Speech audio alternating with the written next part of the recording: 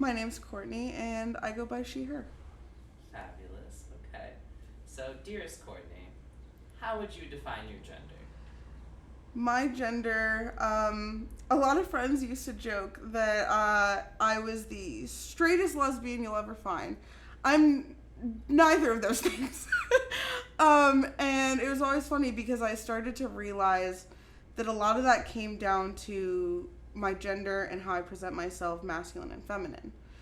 I find myself most feminine doing any masculine thing, presenting in any masculine form of my attitude, the things that I do.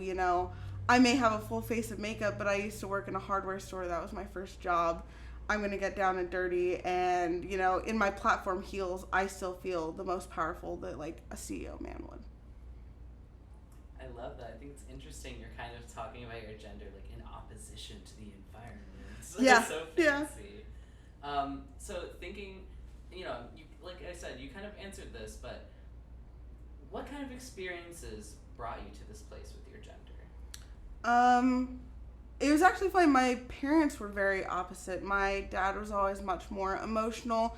Used to pleat his pants and do his hair. He always took the longest, and those were always seen as very feminine things. My mother was the opposite. She worked in a hardware store for 20 years. Very powerful woman that, like, you didn't fuck with her. Like, this was her. And that was always seen as very masculine. And so I was very comfortable with that. And then anything I did, I was always a softball player. I love baseball. I like going to a hardware store. I love rock and roll, which is very much a male-based like industry. All of the industries I love and work in are all very male like heavy. And so I took a lot of that in, but I always still like that I was the female doing that. I am still the female, and that's totally fine. But watch what I can do just like you. Okay, girl boss. Very much. I love that. So, thinking out to the world, how would you define gender as a concept? Gender to me is purely just something that we as humans gravitate towards because we like answers. We love an answer for anything in the world, and it's scary to not have that. It's scary to realize that the world is not black and white as we see it. There's a lot of duality in it. But I think it's the most beautiful thing. I love being able to study that, talk about it.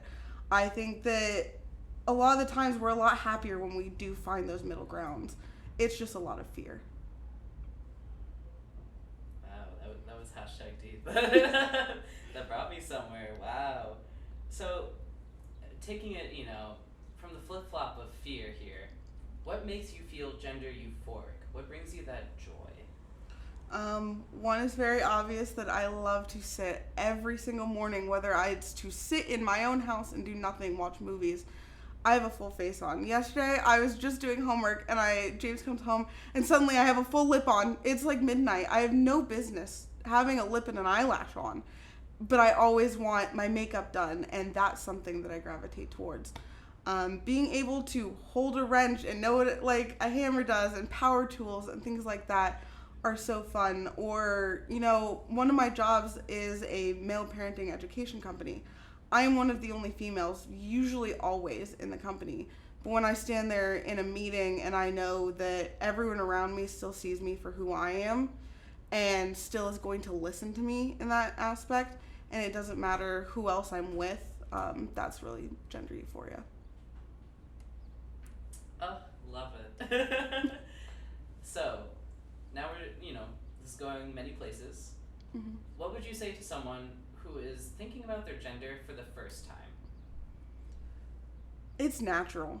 I think that it's natural to question things that we're presented in society, and I think that we should. I think that it's okay and it's normal. And, if you decide, like me, I was like, yeah, I'm still female, and that's totally fine. If you don't, good for you. Like, that's totally okay. And I think that should be more acceptable, and usually what people should be doing is questioning anything, even gender. So I'm gonna pull something out that you said. You were saying you had that talk with yourself and you're like, yep, female. What was that conversation like when it was over? How did you feel after? A lot of it came coinciding with my sexuality. A lot of that was very pushed down, and a lot of it was, you know, how do I want to present myself to the world? And I kind of realized over the last few years that it's just whatever I want. I like mixing it up with things. I like the leather. I love wearing a flannel and those things, but I love my makeup done and a big boot, like a whole heel, and jewelry and those things. For me, it is very physical. And once I realized that I could do that presenting, that was much more relaxing. It didn't have to just be in my head. I love the idea of gender is relaxing. That's me coping being transgender. So, you know where we're headed next. This big, beautiful question. You're going to look right here. I want you to speak to all of the trans youths out there. What is one sentence that you're giving them this pride? It's your life, and you were put here to live it for you.